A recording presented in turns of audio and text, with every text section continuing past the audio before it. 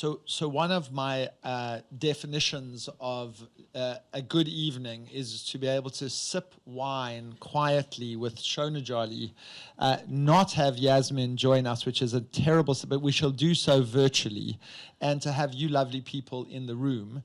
And if it were not for the O word, there would be double the number of people in the room. So thank you for those of you who have shown up. Yasmin, Director of Human Rights Watch UK, Shona, Chair of the Bar Committee on Human Rights. They have exhaustive, boringly accomplished resumes. I'm not going to go through that. You can look them up on Wikipedia. And I'm going to try and frame this conversation as a person who came of age in the anti-apartheid movement, and who lived during an incredibly turbulent time through the South African transition, and a transition that had, by and large, an enormously happy outcome. And I think that protest in South Africa, as drenched in blood as it was, and as painful and as difficult as it was, also was successful. And so I come at protest from having been part of a revolution in my own country which had a happy ending. And I think one of the things that we're going to try and do tonight is have a thoughtful conversation about what constitutes successful and effective protest in a 21st century world post-COVID, and start a conversation about whether everything that we've thought protest is, we should just be doing more of it more effectively and in a more enduring way, or whether there's a space to start thinking about whether we need to re-architect what protest is and think about protest differently. And we're going to try and do that from the vantage point of people who have lived it, been in it, written books about it, people in the room who have participated and thought about this question. So we'll try and do it in an evidence-based way, but try and be thoughtful about the conversation. So Yasmin, we're going to start with you because it's always having this virtual pop in and pop out is hard. So we're going to let you kick off. And it's lovely to see you. Last time we were in a studio together in COP, so it's nice to see you in this format. So I want to start by asking a kind of HRW sort of question, which is, where in the world that you're covering right now are you seeing effective protests? And what's your definition of effective as you answer that question? Well, first of all, thank you so very much for having me tonight and for accommodating me virtually. I'm very sad not to be there in person, and I look really forward to the next event that I could be sitting in person with all of you.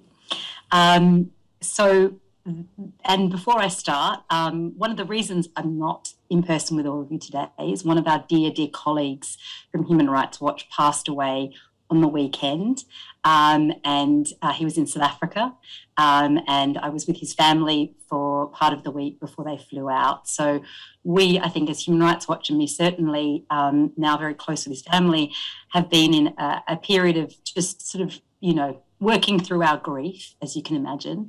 But he was formerly Dewa was formerly the Zimbabwe researcher and then became the South Africa director for Human Rights Watch. So just to say that all that I say tonight is really also in honour of him, and I thank you for allowing me to speak and be here with such an esteemed panel.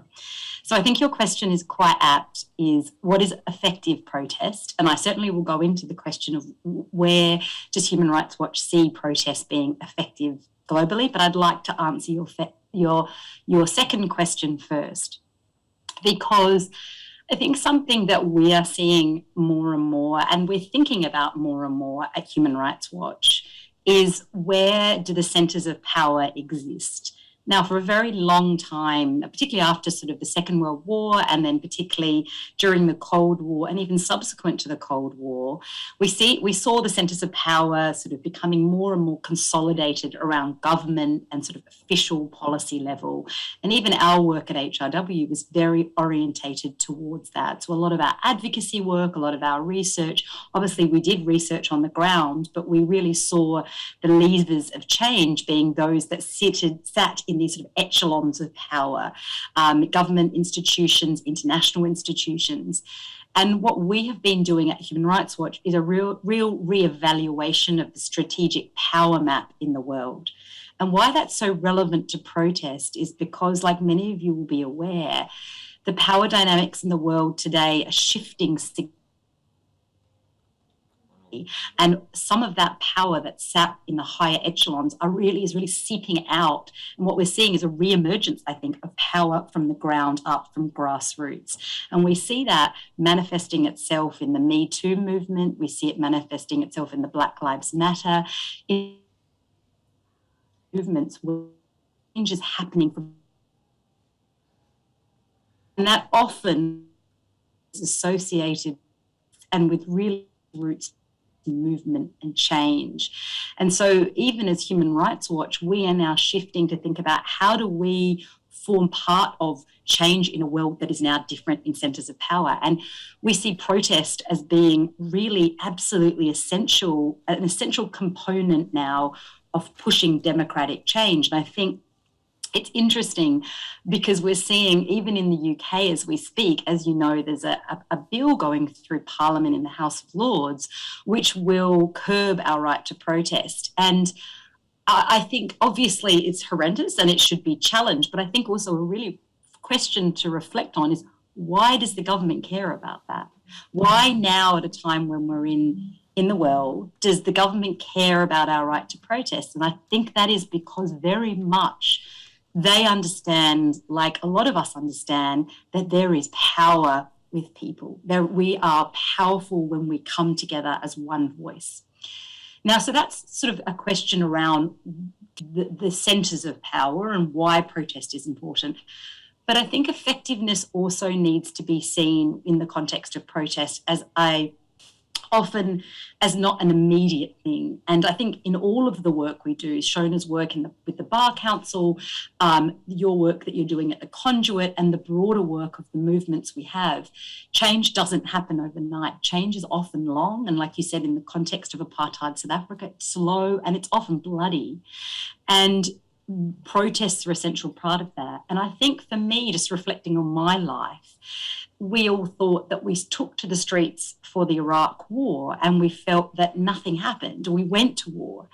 But then I sat as a legal advisor at the Foreign Office in 2003 when the government wanted to go to Syria, and whether we can debate the rights and wrongs of whether the government should have intervened in Syria, but we saw the entire parliament take a step back and think about what they were doing and feel pressure in relation to what they were doing because of the thousands of us who took to the streets to protest about the Iraq war. So what I felt so much was that was a demonstration of how the democratic unit that we are as a population, and when we express that through protest, can have a very long-term impact. I also think about that in terms of climate change. You said that we spoke and we sat at COP26. That the movement for climate change has been long running, but certainly a large part of it has recently been triggered by Greta sitting in front of Parliament.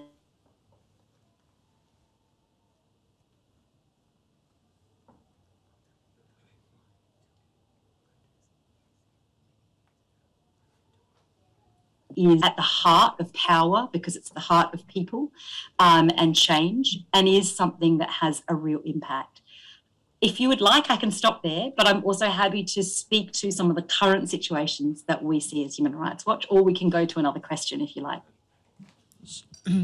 So I'm going to, if I may, play the slight role of the provocateur, because I think it helps us get closer to the truth. And I'm going to ask questions which I'm not really sure I totally believe in, but I'm going to just ask them because I think it's a useful way of of putting some rigor into our thinking.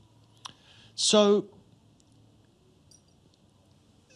there is something about protest, peaceful protests in democracies, where I am beginning to think their power to actually translate into real change is becoming circumscribed. And your Iraq example is the example I would put, which is to say, democracies create these frameworks, citizens can take to the streets, political actors who are determined to pursue a certain policy are going to say, well, actually, this protest stuff is the pressure valve that allows us to demonstrate that we're civilized and we give people freedom of speech and the right of association, and we're just going to carry on. And you could argue that Me Too, the Iraq War, in various ways, Black Lives Matter, are not necessarily fundamentally upending power structures. They are things which allow power structures to actually remain, and they're not really fundamentally challenging them. And the case study which puts the policing bill into context is Extinction Rebellion.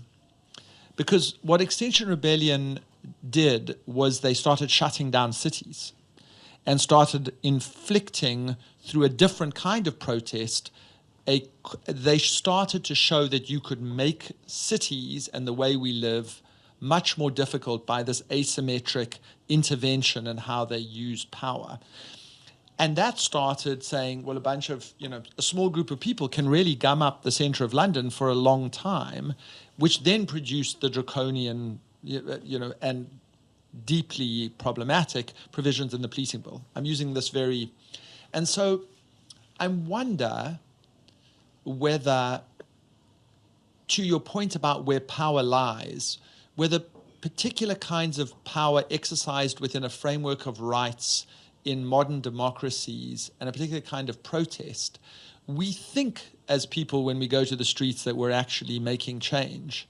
But actually the cause and effect, the evidence base of saying we did this and these things changed is harder to properly assert.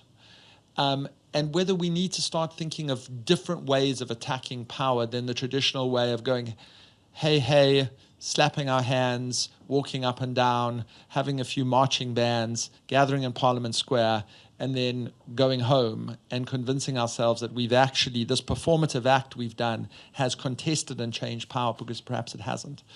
So tell me why I'm wrong. Tell me where there might be kernels of truth in that. Well, that's a very good question, and certainly one that I know many will be able to answer, perhaps better than I.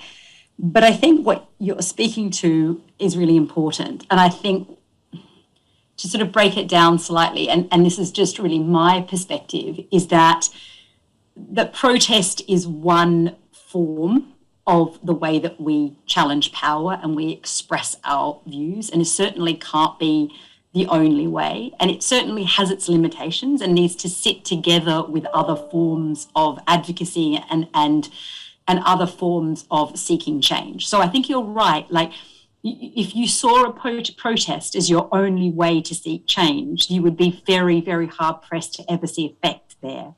But I don't think that means that protest in itself is ineffective. It just sits with other forms and other tools that we have. I think why protest itself, though, is a really important form. It's a way of us to, as a collective, it's a way of, and I think there's power in this, and I know it seems maybe slightly abstract on an abstract level, but there is power in us physically being together, expressing a voice and people hearing that, and it being very physically present to people.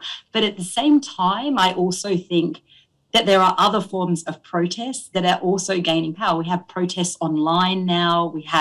So there's other ways that people are protesting and utilising the the vehicle of protest that maybe adapts to circumstances, whether it be COVID-19 or whether it be circumstances that relate to how and where we affect power. But I think the fact that we can get together as a populace and say that these are our views, or a majority or a large part of us is a really important part of that. And I would say that it has to be seen as an iterative process as well. Like you said, in South Africa, I am sure, and I part of my life, I grew up in South Africa when I was young, but it was post-apartheid.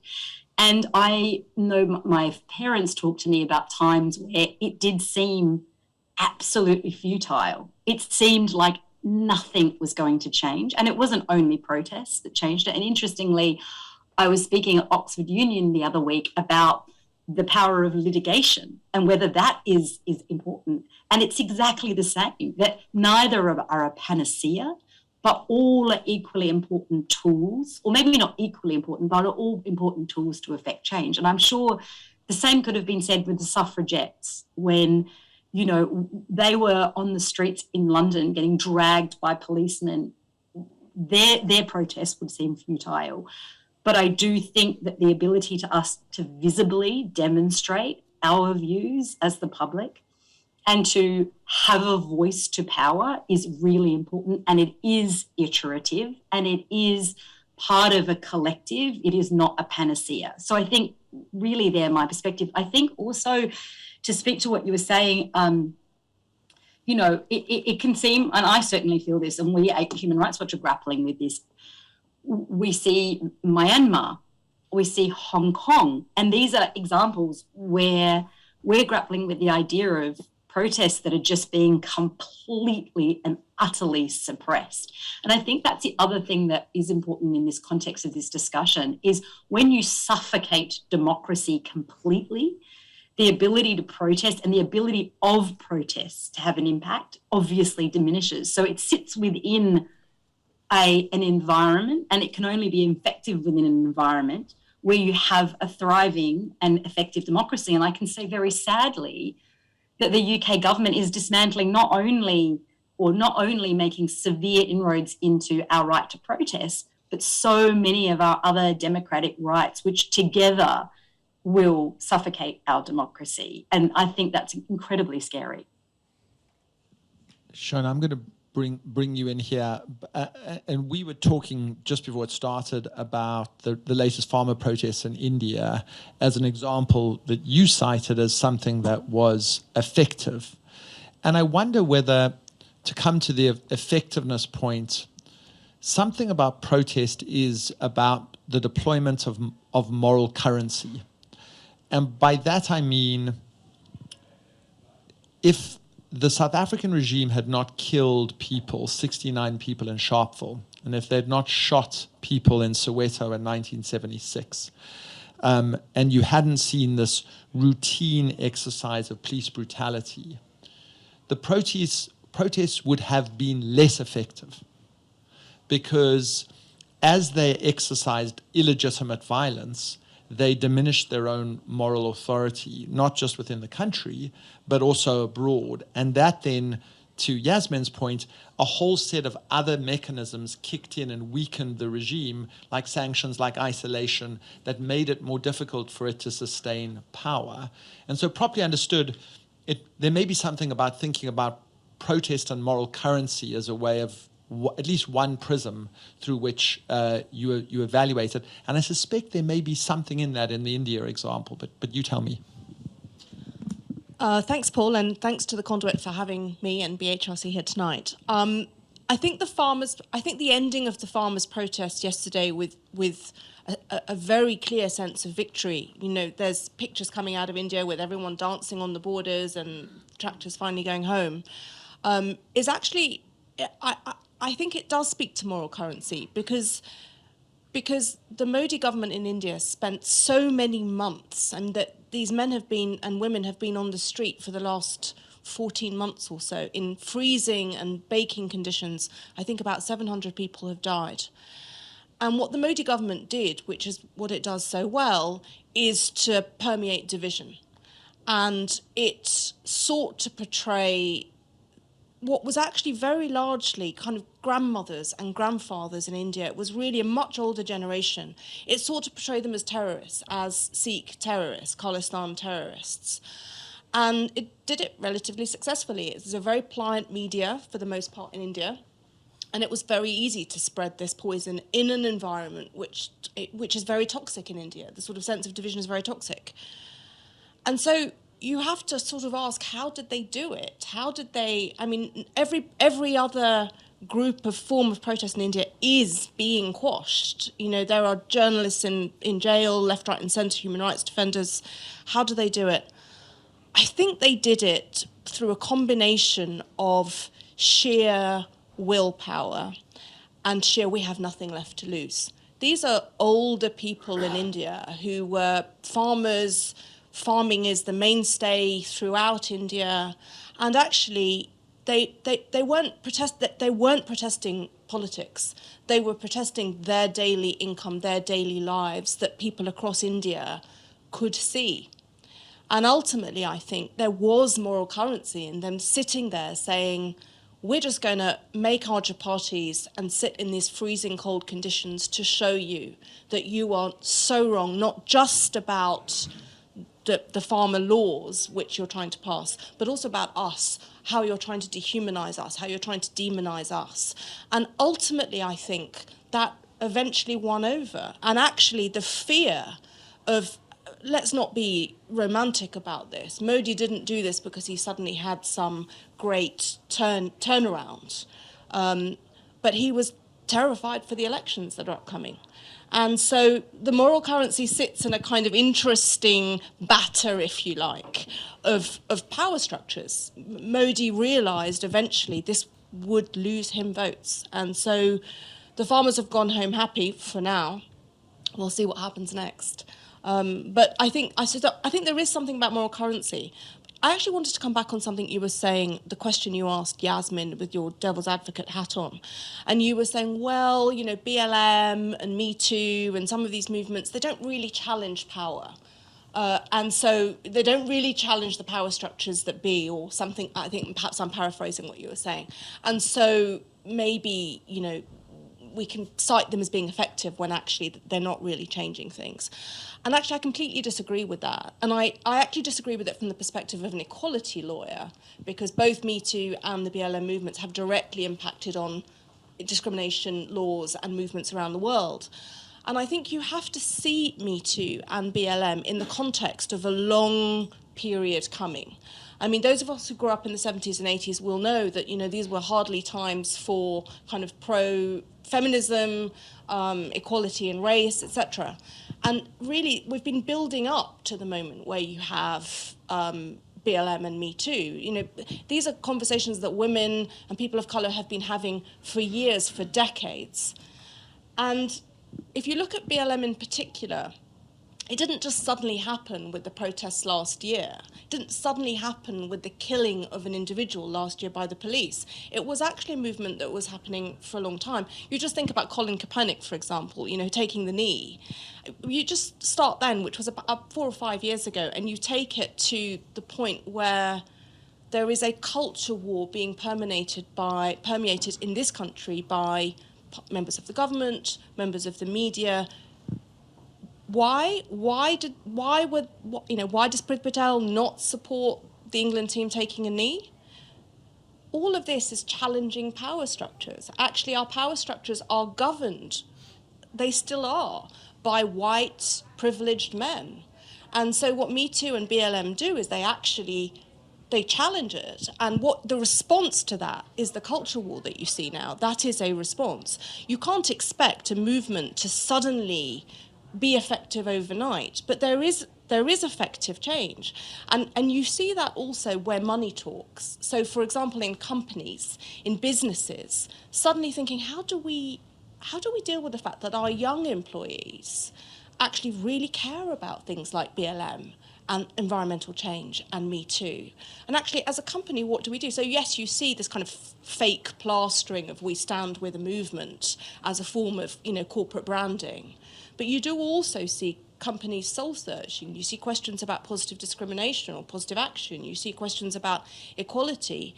this is how change comes. So this is how power structures are slowly, calmly, sometimes not calmly, disembedded. So I want to ask you both a question about contesting one of the most, I think, effective social movements of our time in terms of actually winning, and whether you think protest is the right way to explain its success. And that would be the campaign for marriage equality. Because here you have, in several instances, where deeply conservative cultures concede on a point, the beneficiaries of which are 10% of the population. So you have to build majorities who don't benefit in any tangible way from the struggle, and who you nevertheless stitch together coalitions of power which change manifests injustice. And if I think of successful movements, I think, well, successful campaigns, I think of that, but I don't frame it as protest in quite the same way. And I think that that then goes to one of our questions about theories of power, right? About how you find an injustice, how you tackle an injustice, and where you locate the injustice and what you therefore do. And whether that movement has a crossover lesson for BLM, for Me Too, but also for extrajudicial assassinations or torture, and whether we can extrapolate across from that experience. So Yasmin, you first, and then Shona. Can I ask Shona to go first on this? Only because I think her answer might be a bit fuller than mine, just because she's worked on this. Please. So if that's okay, I will defer to Shona first on this. Pleasure. I actually think that the same-sex marriage movement is one of the defining movements for how to create change. And if you think about, most of us in this room, you think about our lifetimes over the last 40 years and you watch the way things have changed. You know, we went to school with extraordinary rules placed by the Thatcher government that you couldn't talk about homosexuality in schools. And we've kind of moved from that to where we are now. I'm not sure that it's not, I don't think I would describe it as a protest movement. I think I would describe it as an incredibly successful movement of social change that has come about through a variety of forms, including litigation, actually. And I think there's been, there has been attempts in the US and across the world to reframe the narrative.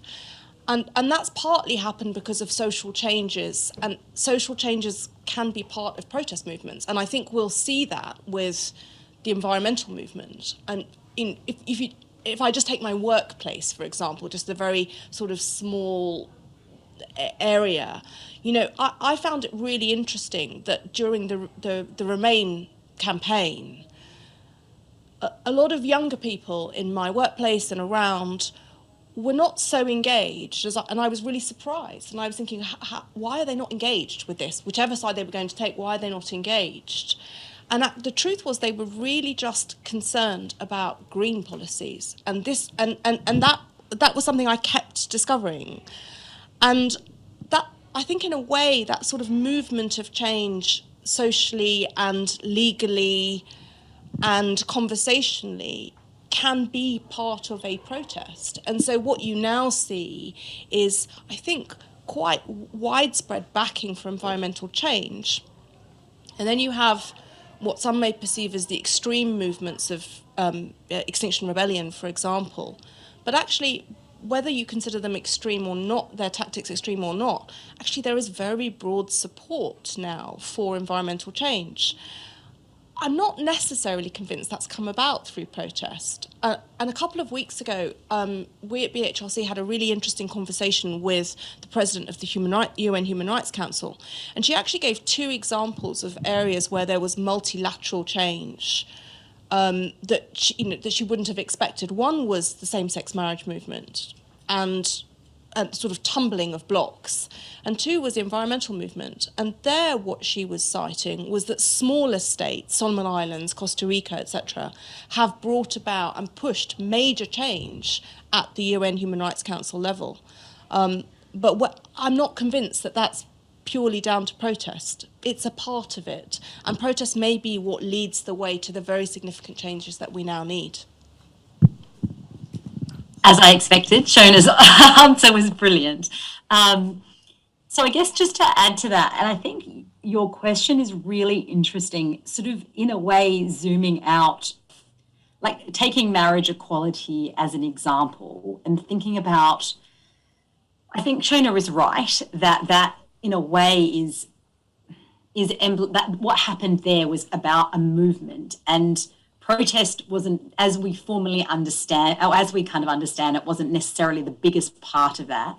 But I think it comes back to your question about what do we even mean by protest, and then how is protest expressed? And then even stripping it back further is what galvanizes people? And it's something that I spend my life thinking about as a sort of advocate, human rights advocate, is what galvanizes people to want to push for change, particularly when the change is related to what we consider the other, but also when change is even related to them. And then how do we move people, and then how do we move the government in relation to that? And I think what's interesting in relation to marriage equality, and I think, sorry, I hope I'm not sort of moving the conversation too far away from protest, but I think what was interesting there was the decision very carefully to construct it as marriage equality.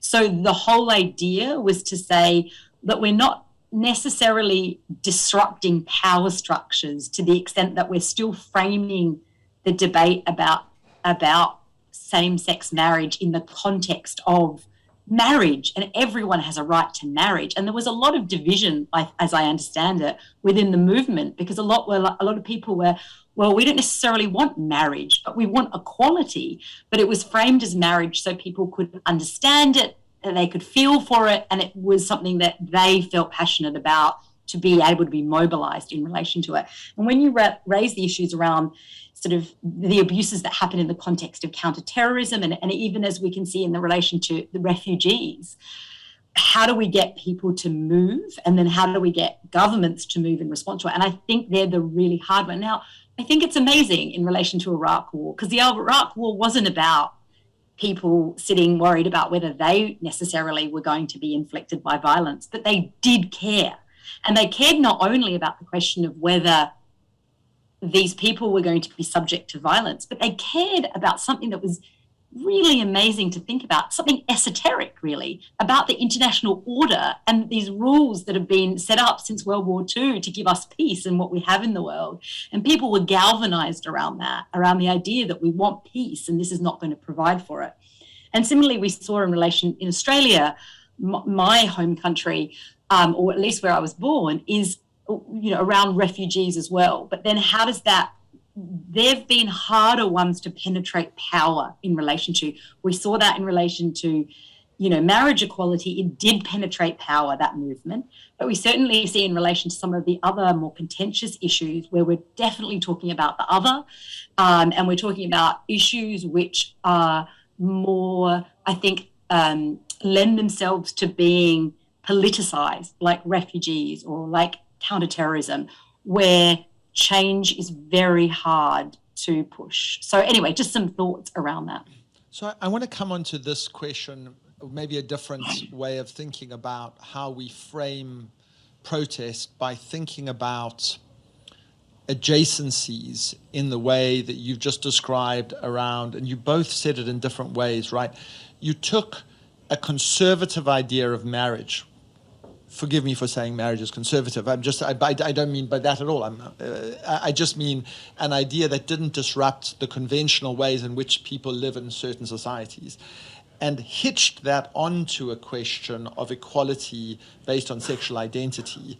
And the hitching of one form of concept onto another almost Trojan horsed it into our discourse. Which brings me to climate. And which brings me to both of you in work of HRW, the work that you're doing through your committee, because that is going to be the defining and seminal issue of our time, and it can go one of two ways. It can be something that trumps all other struggles and subordinates all of them and makes them harder, or it can give us an adjacency. So let me use an example. Indigenous people are very hard to get people out of bed about their rights, because Indigenous people are different, they're othered, they come from different places, they're subject to a whole bunch of cultural and anthropological prejudices. But Indigenous people can be the guardians of your forest. And if they're the guardians of your forests and you care about forests, and then you care about Indigenous people being assassinated by ranchers or by oppressive governments, you can produce an adjacency, which is not dissimilar to what you do in marriage equality, but you can start stitching together the way the great movements, the great equality or justice movements of the world work, and then you can start thinking about how you insert protest into that in ways that I think could be interesting. So I wonder whether we've got to do some more work. I mean, it's the intersectionality is the flavor of the month and everybody talks about it, but start thinking about, before we go to protest, think, as Yasmin said in the beginning, think about power, then think about adjacencies, then start building up our theory of what's effective protest. So I think that I think that your analysis is spot on in terms of how we get people to care about different things. And I think you can't expect people in their busy, crazy lives to suddenly wake up one morning and think about something that they've never thought about. So you have to find roots into making any kind of movement relevant to people's lives. And I think the environmental movement is increasingly relevant to everybody's lives, and particularly the young. And that's where I think you're going to see this movement growing. But I also want to just stand back for a moment from that, and I also want to put it in the context of Iraq, because when you ask the question, how do we make protest effective, which is also a question of how do we make a new movement effective, I thought Yasmin made a really interesting point earlier when she said, well, at the time we thought, 1 million, or was it 2 million out in the streets in London, no one ever really knew, but we didn't manage to stop the war. Everyone felt what a great big disappointment. And yet another million came out on the streets in respect of the Brexit referendum. And again, that didn't change anything. And, so are we changing anything with our numbers? But I also wonder whether there has to be another way of looking at it. If you're asking the question, how is protest effective? I mean, I answer this as someone who's been in protest rather than as a lawyer. But I used to say at the time of the Iraq War, it's not enough for us to turn up one Saturday morning as 1 million or 2 million people. We have to keep showing up. We have to keep doing this. And if we'd all turned up again and again and again, for how long would the government have been able to turn away? I don't know the answer. It's retrospective. But, and it was the same in the Brexit referendum. And if you look at those movements that have been effective, like the anti-apartheid struggle, and even in some contexts, and I say this kind of partially, but the Arab Spring movements in Tahrir and places like that, and we can have a discussion about why they may have failed, but why in the first instance were they effective? It's because people kept turning up. just kept turning up. And I think that goes to Yasmin's point about there is something about physical presence, just people coming together. And one always hears that if there's one person on the street, there's 10 people at home. So suddenly you're beginning to look at numbers. And it's also about persuading people that this is relevant to their lives. And one way of persuading people that this is relevant to their lives is to constantly show up. A place you saw that was Hong Kong, where people kept showing up. And eventually, well, we've seen how that's ended. That actually the protest was so effective that the government decided to do everything in its power to close it down. That's not what happened in the Arab Spring. In the Arab Spring, actually, they were effective. What the problem was, well, there are many problems, but one of the problems was that there wasn't leadership to carry it forward. So there has to be leadership, there has to be presence, but you have to show relevance for the protest to be effective. Yasmin?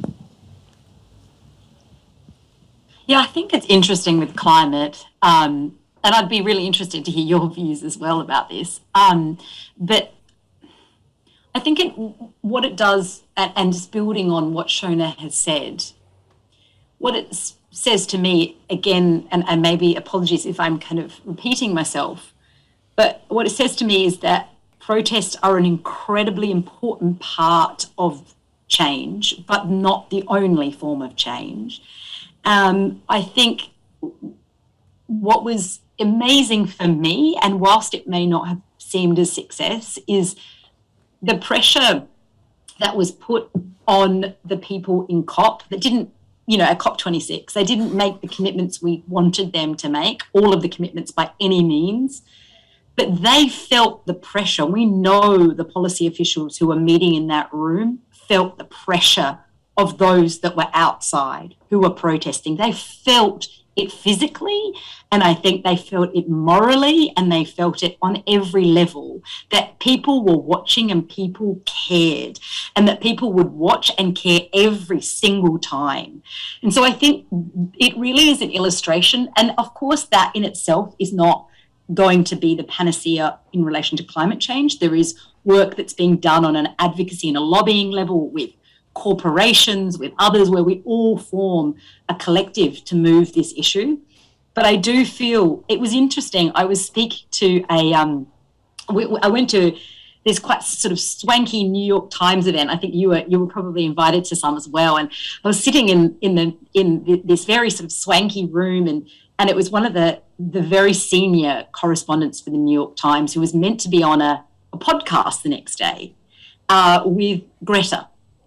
And it was amazing. This person was literally sweating at the thought of having to sit next to Greta.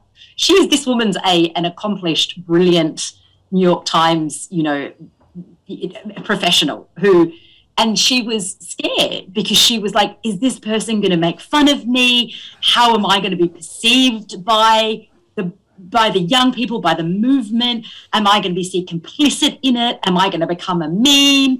And I was like, this is what speaks to power, is that we're disrupting. They're disrupting what would ordinarily be the people who hold power and sit with power. And to me, this is what's important. As you were saying, we're not changing everything now, but we're holding people, those protest movements are holding the feet to the fire of people in power. And I think that is critically important. And I think also those protest movements, are also speaking to corporates who are saying, right, because now corporates are worried about their own, like Shona was saying, obviously they're worried about the people that they're hiring, what they care about, but also they're worried about their own reputations. And I think that speaks to more than just governments, it speaks to corporates, it speaks to a lot of people. So, as I said, I think while some people see, and I know a lot of people, even my own mother was like, oh God, would those people not just get off the roads and stop blocking the roads around the Extinction Rebellion? It's really annoying. And I had to I sat with her and I said, it is annoying. It might not be the most effective technique, but these people are the ones who are keeping the pressure on, who are keeping us all aware of the issue, and that we can't just drive down the A4 and forget that the world around us is literally dying. So I'm going to start switching over to the audience to ask you guys some questions, but I do think there's something about what you both said about, you both use it different ways, the world, you're being watched. That what the corollary or the inverse of protest is that you're being watched. And I think COP is very, very, very interesting in this regard, because COP is a global event. It's going to happen every single year, where you come in and you hand in your homework and you get your homework graded. And all the other nations in the earth grade your homework against a bar. B's a passing grade. And then what they build into it is that B is no longer a passing grade, B plus is a passing grade, because you ratchet up the ambition. And then civil society says, well, you've not just been graded by Denmark and by Australia, you're also being graded by your citizens and by Greenpeace and by Amnesty and by civil society and by voters. And by courts. So, and then yesterday, something I'm incredibly proud about, because a board member of the Conduit was involved in, the Uyghur Tribunal hands in a judgment. Uyghur Tribunal. What the hell's that? group of people get together as a people's tribunal, take a bunch of evidence over 11 months, and then say China's responsible for genocide. Sir Geoffrey Nice, very careful, very thoughtful, very judicious. And the People's Republic of China is spending time responding. And Ian Duncan Smith, for goodness sake, is saying, well, Article 1, genocide, we have to act right now to stop this, and it has a momentum to it, right? And so the ways in which we wield power is also to make the powerful feel as though they're being observed. And one of the ways you make you feel observed is, I'm out in the street and I'm watching you. And some of the ways you do it is through courts, and some of the way you do it is through online activities. But observation and protest seem to me to be in a dialectic with each other in a way in which I think is interesting. Can I just say one small thing before you hand over to questions? I actually just want to put that back in the context of the UK and the policing bill. But you could look at Turkey, you could look at Hong Kong, you could look at any number of places. Part of that being watched, that sense of being watched, is accountability. And so when governments realise that they are going to be made accountable for their actions, it is the temptation of any authoritarian or populist government to try and clamp down. And that's what you see in the policing bill. That's why you see this grossly disproportionate, frankly unlawful. I mean, it does not comply with our international legal obligations. The way that the policing bill now looks, it is a version of constriction that you see in other countries around the world. You see it in Turkey, you see it in Hong Kong. You might see it in a more extreme way, but make no mistake, it's the same desire to no longer be watched, to no longer be accountable, and that's what the policing bill is about. Steve, I'm going to.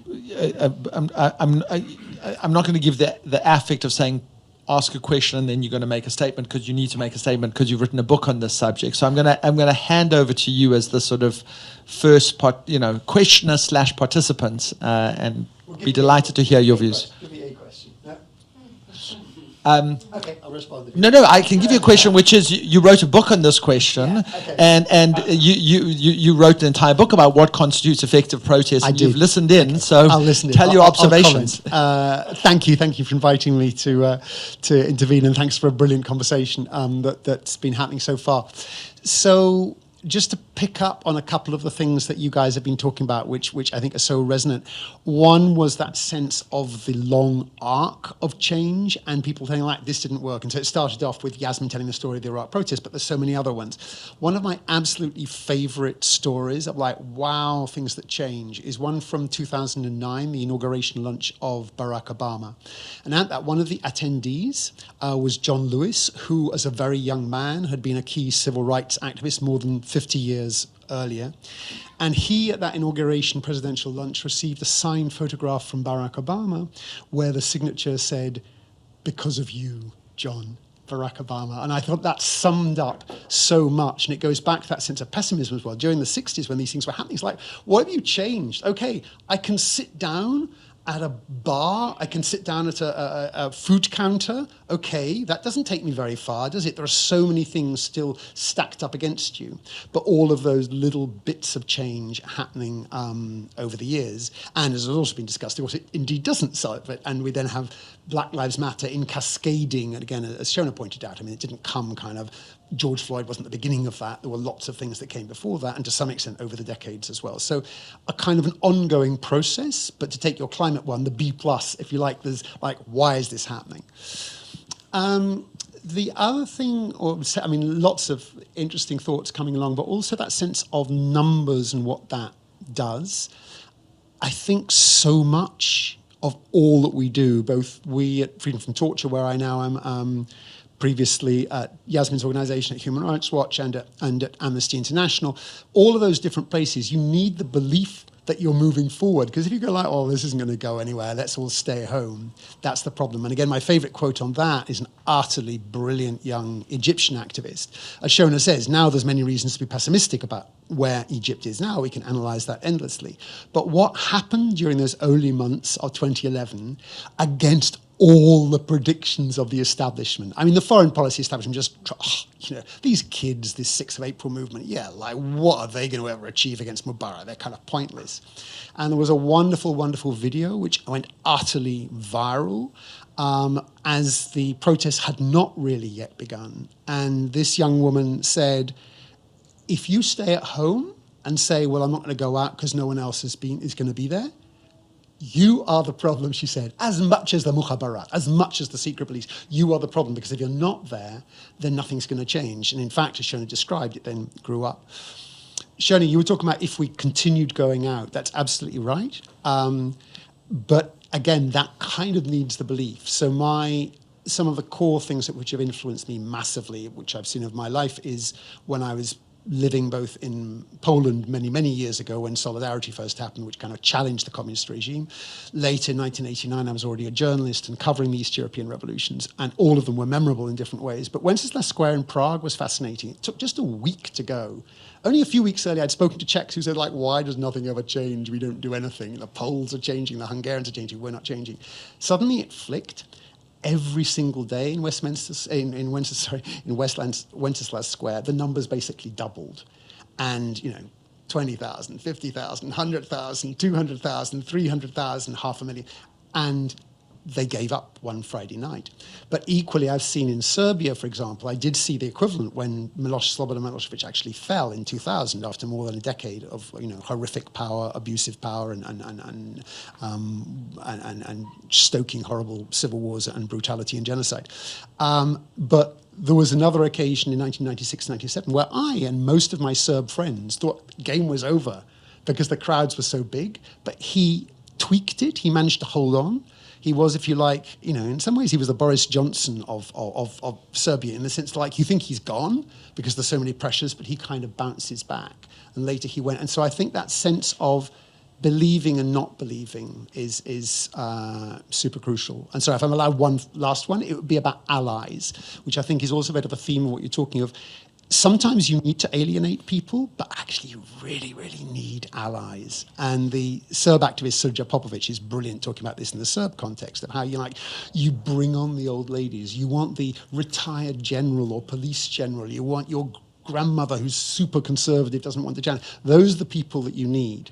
And going back to the same-sex marriage and the LGBT, all of that stuff, that was crucial. There's a wonderful organization called Heartwired, in other words, like as in heart beating as opposed to hardwired, and who look at messaging and what works. And they do a contrast between those who said, well, there are international mechanisms which say this, that, and the other, and therefore this should be allowed to happen. And it didn't really make much impact. And then there were ones which took a super conservative, small c conservative American family, Thanksgiving dinner, and it was the daughter and her partner sitting there at a Thanksgiving dinner. This was a real story, this was not actors. And the dad was a retired Vietnam veteran, as far as I remember.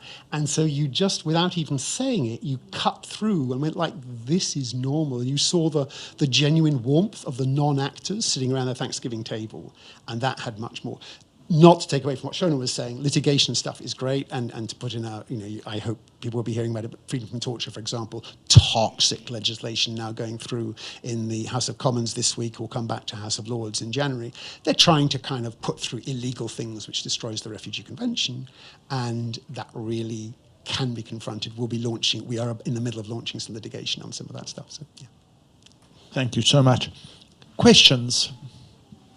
And apologies that, as you know, I actually need to run. So it's really rude that I say my bit and go, which is like the rudest thing to do. Steve, before you go, could you say something about Chile? I don't know if you know much about Chile, but Chile's just thinking, putting it in the context of the East European protest movements, where actually you had young people on the street. Like Pinochet Chile or Chile now? Chile now. Like literally now. Yeah. Which we haven't talked about that example of an effective protest, but you literally had people on the streets. It did turn violent, but there's a new constitution. Chile has just literally overturned the most conservative society with this new equality-based constitution, which is extraordinary. Yeah, I feel that life is full of things where people say that's going to go really badly wrong, and actually it just opens a door unexpectedly. And so I'll do one more postscript, which is the wonderful phrase, meteorological phrase originally, that a flap of a butterfly's wings in Brazil could lead to a tornado in Texas, which, you know, I use as the epigraph to one of my books, because that sense of chaos theory, small things and big change is so huge. I love the fact that Greta Thunberg, that you were talking about, we actually see an image which was the original flap of the butterfly's wings. You know, here's one girl with her Skullstrike poster outside the Swedish Parliament, and we can actually trace from that thing, which was seen by a handful of people, to everything else. And that is like, you know, with Greta, it's amazing, but actually it's amazing, I think, that more general sense of things. And then you see at the New York Times Climate Hub, Exactly. the next group of, you know, 9 women, all of color, Greta totally, deliberately, largely silent, saying, now I'm handing the baton to them, and you've got Vanessa Nakata and Birdgirl and all, and then you go, ha. That begins to feel like a movement rather than in the very a sense, passing, in the good sense, that's thing. the tornado. Exactly. Rosie, you had your hand up. I have a question from Caroline, who is watching online. She said, please can you advise us how to protest effectively against the advancing juggernauts of the policing bill and the borders bill? The media are all but ignoring it, not criticising it, and denying these bills the discussion needed to address the creeping authoritarianism they embody. This is like served up to you. Yasmin, Smash I feel like that you one. should start. I didn't hear the question, unfortunately. So could someone repeat it for me? Yasmin, how does society protest effectively against the borders bill and the policing bill? I think the word used was a juggernaut coming towards us, or something like that. So Yasmin, I think maybe you should start. Well, if I had the answer, I think I would probably get a big promotion. I mean, it's really worrying, and it's a question that keeps me up at night. And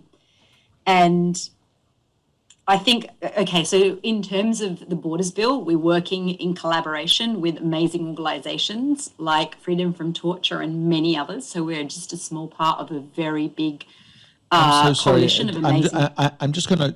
Can you I'm working on the assumption that everybody knows what's bad about the Borders Bill, but could you just encapsulate that for a second, just because I think it may be useful, not taking. That's a very good point. So, I mean, in the simplest terms, the Borders Bill is essentially ripping up all of the protections that were established sort of post-Second World War for refugees. So there are a kind of a system of international protection that, you know, all states agreed on to ensure that those that are fleeing from persecution are able to do it and able to seek safety. And all states obviously gave effect to that, all those that signed on to the convention. And what the UK government are doing, really in one foul swoop in legislation, and I think it's probably, if you think about it, in the Western world, it's the most comprehensive piece of legislation that captures everything in terms of bringing down that whole regime of protection. So what does that mean? It is going to criminalise people who arrive here in certain ways who are seeking protection. And what I mean by that, they will go to jail if they come through a supposed safe third country, or they come through what are classified as unlawful routes. It will provide for offshoring, like what happened in Australia with Nauru. So you put refugees on somewhere else for someone else to deal with. It provides for pushbacks. So all of the worst aspects of what we understand to be basically dismantling all those protections is in one bill. Yasmin, and clause 9. Yeah, you go. I just have to add this because it's the most extraordinary. It's just extraordinary. There is now a provision where there is already a provision where your citizenship can be removed if you have another nationality, or you might be able to be linked to another country. Now the provision within the new clause 9 is that you don't even have to be told about it. So without notice, and there's basically no appeal process. There's literally no way around it. So if you are a Briton with a second nationality, or potentially even just links to another country, So it might just be enough that you're brown, quite frankly. That might be it. You frankly could just one day discover that you have no longer got British nationality. It's really, really Orwellian.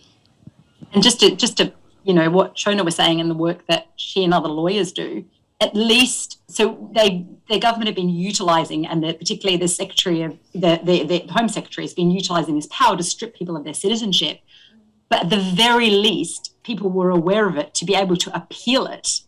And now the fact that they're unaware of it means that they cannot effectively challenge it. And there is only a certain window in which you can challenge it. So basically, to the point, the Borders Bill, they have just attached on essentially a provision, another incredibly draconian provision that provides for stripping, that provides for the fact that they don't have to provide notification. So essentially, there is all these bills and these things that are going through Parliament. So going back to the question, what do we do and how do we challenge it? I mean, I think that there is a number of different ways. I know Steve, Freedom from Torture, have been really involved and in an amazing way in galvanising real public support.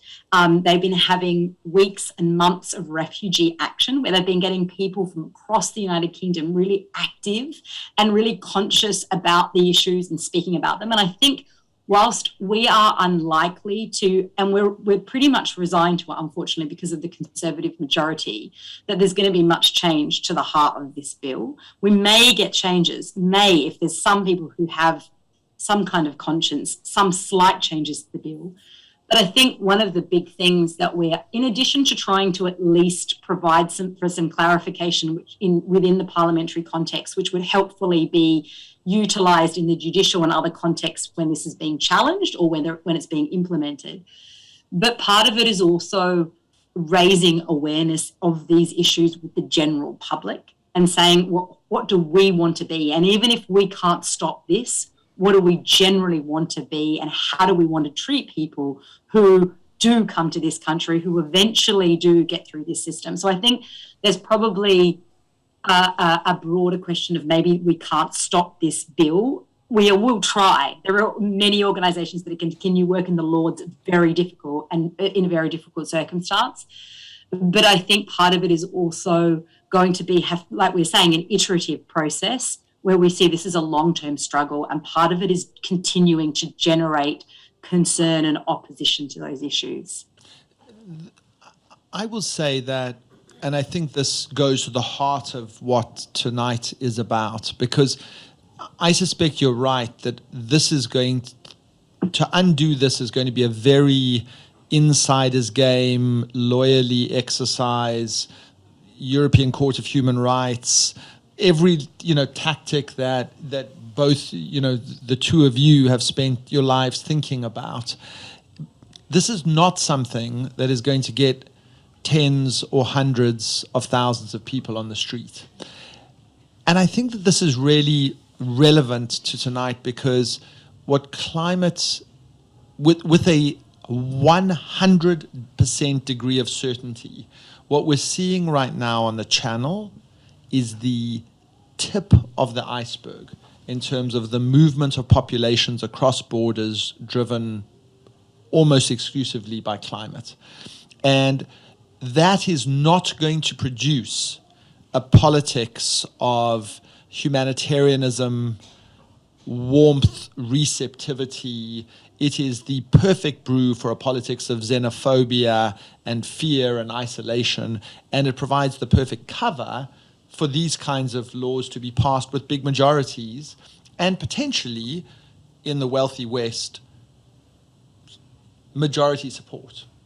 And so I think one of the things that we're going to have to do fast is start doing, I hate to come back to it, but the marriage equality argument for refugees, which is to say, how do we recast refugees as these scary brown people coming across in boats to destroy our way of life, to A, victims of something that we all know is a huge problem, which is climate, but B, massive social assets, if you think about what they do. And in the conduit community, there are a whole bunch of organizations that work with refugees, which take Syrian dentists who arrive here, who are Uber drivers, and give them a loan to enable them to requalify, to be able to become assets in a society as opposed to scary stereotypes of what a refugee is. And we need to do that recasting fast, or else we're always going to be relying on both of you and Steve to be fighting our fights. And with the greatest respect, you guys can only do that for so long if majority populations are against us. Can I just pick up on that point? Because I think it neatly goes back to your first question about effective protest. Protest goes hand in hand with other things, as we've been talking about. And one of the things Steve was talking about was allies. And I think one has to look at allies in a much broader concept than just, I think you're right about building on conservative small c platforms. But part of those small c conservative platforms are the courts and judges who have the power to slowly bring about small incremental changes, because that's how it works. And one of the things that judges do, as we know, is they take a sort of judicial notice of what's happening in society. That's how litigation changes work to bring about positive change. And so if the conversation is turning more broadly, there is a chance that legislation purpose will be interpreted in a way that is more progressive, frankly. How do we do that? We have to build allies. And we have to build allies amongst all communities. So one of the things you talked about at the beginning, people gluing themselves to roads, some might think is extreme, some might not think is extreme. Does it build allies? Maybe, maybe not, but you have to think about how it does it. But you also have to think about speed, because as you're talking about, how do we recast refugees and immigrants and migrants?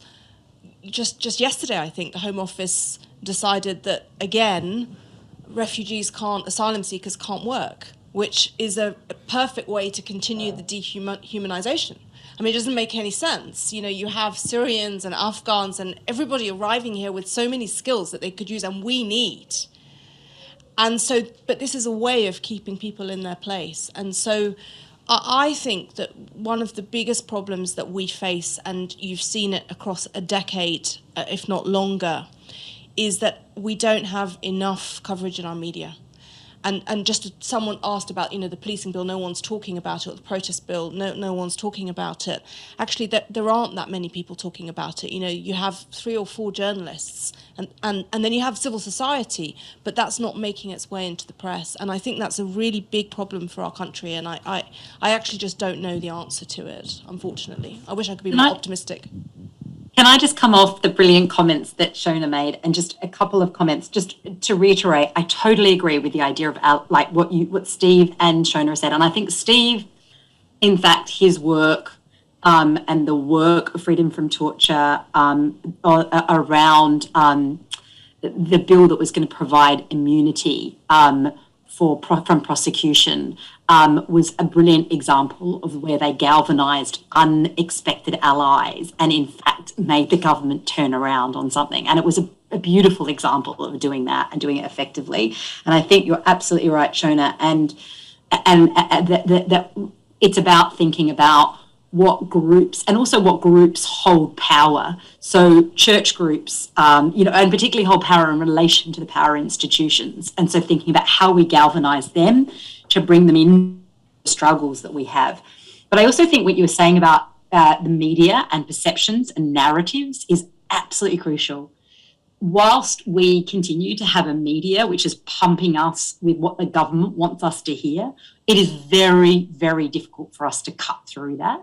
And the media has an incredible amount of responsibility in relation to this, which unfortunately many don't discharge correctly. But just going on the question about, when we can connect climate and refugees, because that is going to be an issue. That's going to be the next big issue, is climate refugees. How do we treat people who will need to seek, and we've spoken about that before on the podcast, how does the international order, but how do we as a country deal with the fact that there will be people seeking safety because their environment is no longer hospitable? And in terms of how do you humanize them, what we were trying to think of in HRW with some of our key allies is, how does Afghanistan present us with a really important opportunity to connect those dots? Because people saw Afghanistan and they felt connected to it. They saw people who are literally trying to flee the Taliban, who couldn't get on a flight.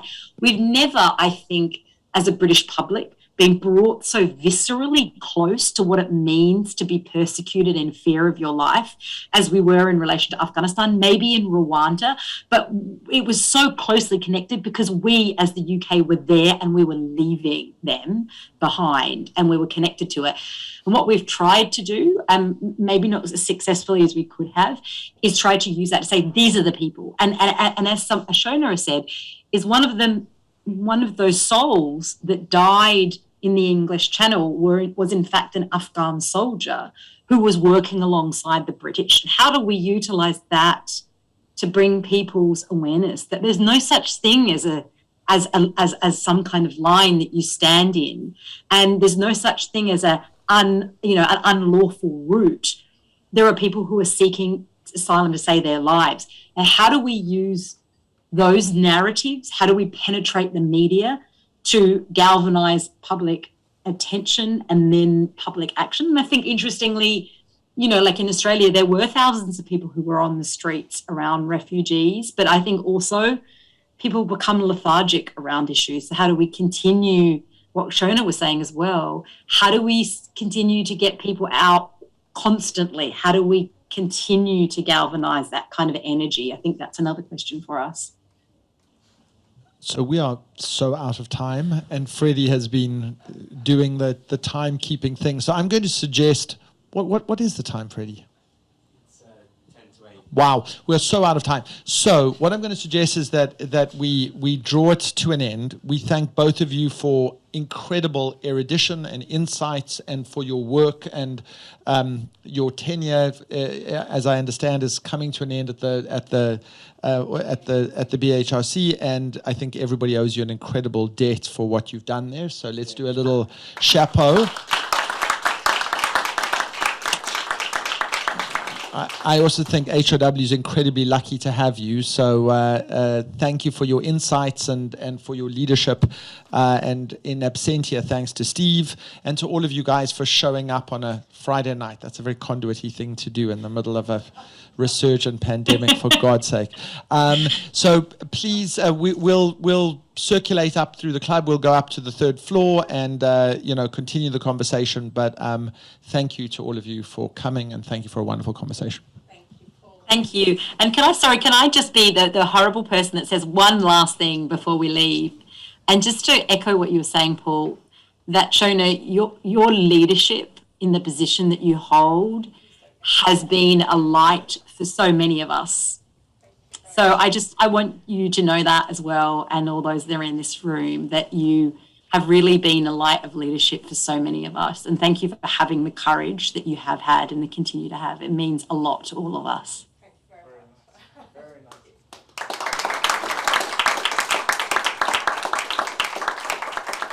Thank you for having us.